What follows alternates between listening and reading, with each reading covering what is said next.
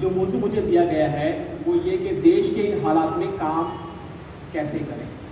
حالانکہ جو لوگ تنظیم سے وابستہ ہیں کافی عرصے سے وہ بخوبی جانتے ہیں کہ مختلف قسم کے حالات میں ہم کس طرح کام انجام دیتے آئے ہیں اور دیتے رہیں گے. لیکن بطور یاد دہانی مجھے حکم ہوا ہے کہ میں اس موضوع پر گفتگو کروں. تو میں سمجھتا ہوں جو کچھ میرے ذہن میں آیا پیش کرتا ہوں, اس میں بھی چاہوں گا کہ بعد میں آپ بھی ویلیو ایڈیشن کریں. پہلے ملک کے حالات کی بات کر لیتے ہیں. ملک کے حالات کو میں دو حصوں میں بانٹنا چاہوں گا. ایک تو ملت کے لحاظ سے اور ایک برادران وطن کے لحاظ سے. ملت یعنی مسلمانوں کے لحاظ سے, اور ایک ہمارے جو وطنی بھائی ہیں ایمان والے جو نہیں ہیں ان کے لحاظ سے. تو پہلے ہم بات کرتے ہیں مسلمانوں کے لحاظ سے کہ جب تک ہمارے ذہنوں میں نمایاں نہیں ہوگا کہ ملت کن حالات سے گزر رہی ہے, حالانکہ موٹا موٹا ہم سب جانتے ہیں, تب تک ہم منصوبہ بند طریقے سے کام انجام نہیں دے سکتے. تو پہلی چیز تو اس وقت میں یہ ہوئی ہے کہ کیونکہ مسلمانوں کے جتنے بھی مسلک ہیں یا جتنے بھی گروہ مسلمانوں میں بنے ہیں ان تمام کو اپنا ایک مشترکہ دشمن نظر آ رہا ہے. لہٰذا جس کی بنیاد پر وہ آپسی دشمنی جو ہے وہ کمولیت توجہ فرقہ پرستی پہ نہ دے کر ایک امت کے کنسیپٹ کو جو ہے ابھارا جا رہا ہے.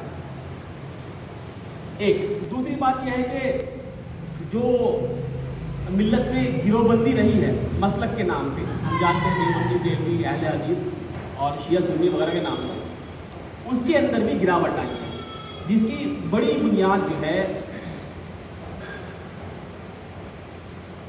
وہ سوشل میڈیا ہے. کیونکہ سوشل میڈیا کے دور سے پہلے ایک گروہ کے لوگوں کو دوسرے گروہ کے علماء کو سننے کا موقع نہیں ملتا تھا. اب جب سن رہے ہیں تو معلوم پڑ رہا ہے کہ جو کھائی ہے وہ اتنی گہری نہیں ہے جتنی دکھائی جاتی ہے, یا جس کے نتیجے میں یہ بھی ہو رہا ہے کہ ایک مسلک کو ماننے والا انسان دوسرے مسلک کو پسند کر رہا ہے. تیسری بات وہ یہ کہ ٹیکنالوجی جس طرح پروان چڑھی ہے تو دین کے علوم جو ہیں وہ بچے کے ہاتھ میں پہنچ گئے ہیں.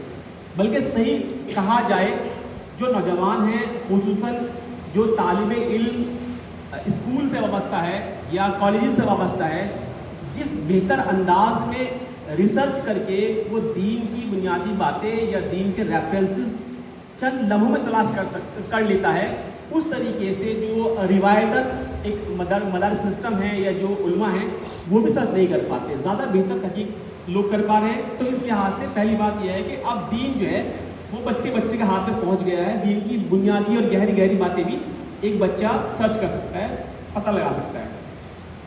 ایک اور بات جس کا ہم سب شکار ہیں, خود میں اپنی ذات کو محسوس کرتا ہوں, میں بھی اس کا شکار ہوں, موبائل کا بےحد استعمال. موبائل کا بےحد استعمال اب ہمارے لیے تو موبائل ایک ذریعہ ہے ہماری ضرورت کا یا پھر انٹرٹینمنٹ کا, لیکن جتنی بھی موبائل کے اندر ہم اپلیکیشنز چلاتے ہیں وہ بزنس کر رہے ہیں. تو ان کا مقصد تو یہی ہے کہ وہ اپنے بزنس کو پروموٹ کریں. تو ہر اپلیکیشن گزرتے وقت کے ساتھ اپنا بازار گرم کرنے کے لیے بہتر سے بہتر انداز میں خود کو پیش کر رہی ہے. نتیجتاً ہم ایک دین کی بات پڑھنے جاتے ہیں اور کسی ایڈ میں پھنس جاتے ہیں, ہمیں دین کا کام کرنے جاتے ہیں کسی ویڈیو میں پھنس جاتے ہیں. تو اس طرح ہم جانتے ہیں ریلز ایک سسٹم موجود ہے جو اپنے آپ میں اٹریکشن رکھتا ہے. تو موبائل کا بے حد استعمال مسلمان خصوصاً کر رہے ہیں, حالانکہ تمام ہی بھارتی کر رہے ہیں. ایک اور بات وہ یہ ہے کتابوں سے بیزاری. بڑے لیول پر کہا جائے تو پوری طلبہ برادری کے اندر بھی اور پھر جو باقی ملک کے اندر بھی, لیکن بطور مسلمان بات کی جائے تو جو ایک کتابیں پڑھنے کا شوق تھا اس کے اندر بہت کمی آئی. ہم کچھ جماعت میں بات کرتے ہیں کہ ہم اب اس طرح مطالعہ نہیں کرتے جس طرح جماعت کی ایک روش مطالعہ کرنے کی رہی ہے. ایسے ہی ہم دیکھتے ہیں کہ عوام کے اندر دین سے بیزاری کا بہت بڑا مسئلہ یہ ہے کہ عوام دین کی بنیادوں سے ناواقف ہے, اور دین کی بنیادوں سے ناواقفیت کا نتیجہ ہی ہے کہ عوام ہمیشہ گروہ بندی میں بآسانی تقسیم ہوتی چلی آئی ہے. ملت کے لحاظ سے ہم اگر غور کریں تو ہمیں نظر آتا ہے کہ لڑکی بازی، جوا سٹہ، نشہ، بیاج، جھوٹ، دھوکہ، غیر اسلامی رسم و رواج عروج پر ہے. ان حالات میں جو ملک کے ہیں نوجوان پروپیگنڈاز کا شکار ہے اور مسلمان احساس کمتری میں ڈوبا ہوا ہے. ہم دیکھتے ہیں کہ اب رجحان جو ہے ایک انسان کا، عام جو فکر ایک لگی رہتی ہے وہ خدا پرستی کے بالمقابل ملک پرستی کی لگی رہتی ہے. اسی کا نتیجہ ہے ہم دیکھتے ہیں کہ جتنے بھی ہمارے انڈیپینڈنس ڈے ہمارا ہوتا ہے یا ریپبلک ڈے ہمارا ہوتا ہے، ان سب میں مسلمان ایسے شو کرتے ہیں خود کو کہ جب ان سے بڑا کوئی دیش کو ماننے والا، ایک طریقے سے دیش و خدائی کے لحاظ مطلب خدائی میں شامل اس کام کر لیتے ہیں. جس طریقے سے مسلمان جلوس نکالتے ہیں اور جس طریقے سے وہ نمائندگی کرتے ہیں، اس طریقے سے ہمیں عام جو برادران وطن ہیں وہ بھی نمائندگی کرتے ہوئے یا ان کی تنظیم بھی نمائندگی کرتی ہوئی نظر نہیں آتی. اب ان حالات میں سوال یہ اٹھتا ہے کہ ملت میں ہم کام کیسے کریں. سب سے پہلی بات تو یہ ہے کام کرنے کے لیے وقت ہونا چاہیے. وقت ہم سب جانتے ہیں، ہم کماتے بھی ہیں اور پھر گھر کے کام انجام دیتے ہیں، اس کے بعد وقت کی بات آتی ہے. اب جو وقت بچتا ہے تو موبائل میں چلا جاتا ہے. تو وقت ہم بچا سکتے ہیں تو موبائل کو لمیٹڈ یا کنٹرول استعمال کر کے ہم اپنے وقت کو نکالیں تب ہم کام کر سکتے ہیں. دوسری بات ابھی جس کا اس سے پہلے ذکر ہوا وہ یہ افراد کیوں نہیں بڑھتے. تو نئے افراد ہمارے در حقیقت اس لیے نہیں بڑھتے کیونکہ ہم منصوبہ بند طریقے سے نئے افراد کے پاس ملاقات کرنے جاتے ہی نہیں. یہ ہمارا کلچر نہیں ہے. ہم جو بیسیکلی کام کرنا چاہتے ہیں وہ ہم چاہتے ہیں کہ جو ہمارا ہفتے واری اجتماع ہے اس میں لوگ جو آئیں گے ان پہ ہم کام کریں گے. اب یہ تو اب تک ہم جان ہی چکے ہیں کہ لوگ بلانے سے بے حد کم آتے ہیں. البتہ آپ چلے جاؤ تو آپ ضرور ان کا وقت دے لیتے ہو. تو ایک منصوبہ بند طریقے سے ملاقاتیں کرنے کی ضرورت ہے. نمبر 3، نئے افراد کو ہم کتابیں نہ دے کر ان کو پہلے جو ویڈیوز ہیں ان کے جو بنیادی عقائد درست کرنے کے لیے یا اسلام میں دلچسپی پیدا کرنے کے لیے ان ویڈیوز کے ذریعے انہیں اسلام سے ہم وابستہ کرائیں. اور جب ہماری ملاقاتیں بڑھ جائیں، ہمارے تعلقات بہتر ہونے لگے، ہم اس کو کچھ ذہن سازی کر لیں، پھر اس کو ہم کتابیں دینا شروع کریں. ہاں یہ کیس ٹو کیس ویری کرے گا. بعض لوگ ہوتے ہیں جو پڑھنے شوقین ہوتے ہیں تو ان کو بھی اسٹارٹ سے دے سکتے ہیں کتابیں. اسی طریقے سے ایک اور چیز ہے وہ یہ کہ جو کرنٹ ایشوز ہوتے ہیں ملت اکثر غافل رہتی ہے، نوجوان بھی غافل رہتے ہیں. اچھے پڑھے لکھے لڑکے بھی جو کرنٹ افیئرز ہوتے ہیں اس کا دھیان نہیں رکھتے. تو ہمارا کام یہ ہے جتنے بھی برننگ ایشوز ہیں، کرنٹ افیئر ہیں، اس سے خود واقف رہیں اور نوجوانوں کو اس سے ہم واقف کراتے رہیں. اگر آپ کسی کے پاس مسلسل کوئی کنٹینٹ سینڈ کرتے ہو سوشل میڈیا پر اور وہ کنٹینٹ ایک ہی طرح کا ہے، سارا دین کی طرح کا ہے، تو وہ سمجھ جائے گا کہ میڈیا ایک کچھ ہوگا، کوئی بول رہا ہوگا مولانا من کے کسی کر دے گا. لیکن اگر آپ کنٹینٹ میں ویرائٹی ہے اور کوئی بھی ایسا کنٹینٹ اسے کلک کرا تو اس کو پسند آ گیا تو پھر وہ توجہ دے گا آپ کی پوسٹ پہ جو پوسٹ آپ کو بھیجتے ہیں. ایسے ایک بڑی چیز یہ ہے کہ ہم سماج میں کیسے پینیٹریٹ کریں، سماج میں ہم تعلق کیسے اپنے ہموار کریں. تو اس کے لیے یہ ہے کہ ہم فرینڈس گیٹ ٹوگیدر کریں، اسپورٹ ایکٹیویٹیز کریں، یعنی کرکٹ کھیلیں یا بیڈمنٹن کھیلیں.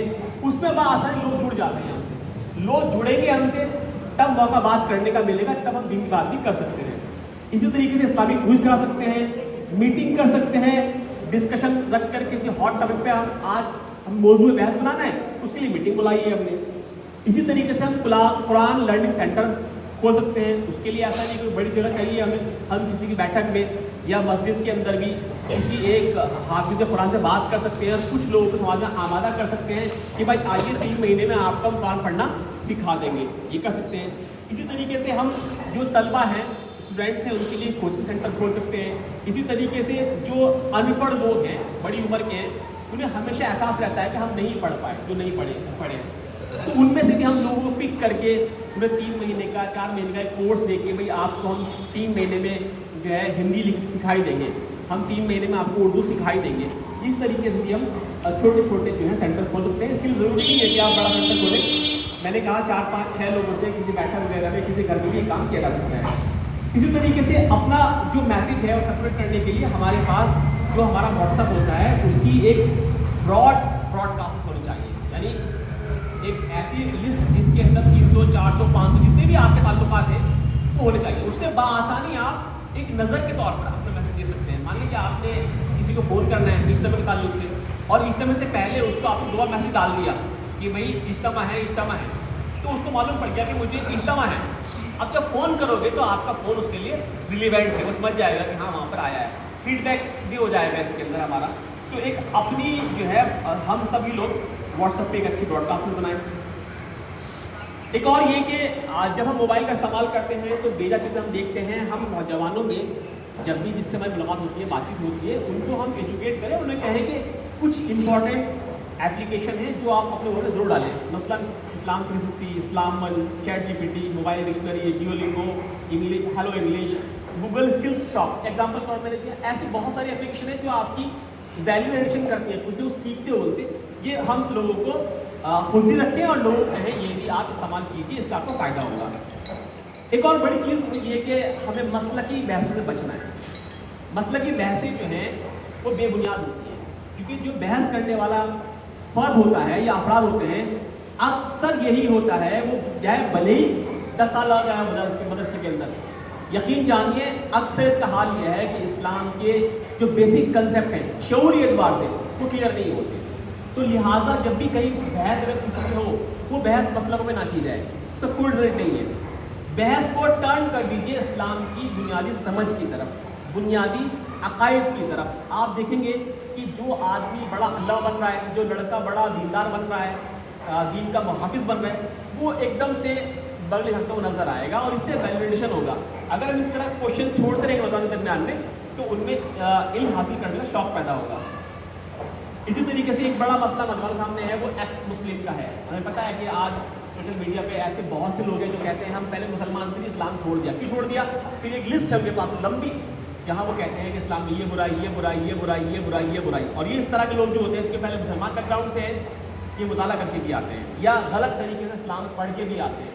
तो आसान नहीं है इनसे बात करना, यानी उसके लिए प्रिपेयर होना पड़ेगा। अब जो नौजवान सुनता है उनको, तो ऐसे केस हमने बहुत महसूस किया अपनी ज़िंदगी में। हमें स्टूडेंट ने भी बताई ये वाली बात और लोगों ने भी, कि वो जो शक डालते हैं वो शक ज़हन पर असर करता है। वो चाहे चंद घंटे ही करे, चंद दिन ही करे, करता है। उसके सॉल्यूशन के लिए आपने नौजवानों को बताना है कि कौन कौन से स्कॉलर्स हैं जो इस फील्ड में काम कर रहे हैं, उसका तारुफ कराएंगे। ऐसे ही 10 नंबर पॉइंट है वो ये कि अपने नौजवानों को जो है दीन से जोड़ने के लिए ज़रूरी है कि जो मौजू रिलेवेंट हैं उन मौजू पर उनसे बात की जाए।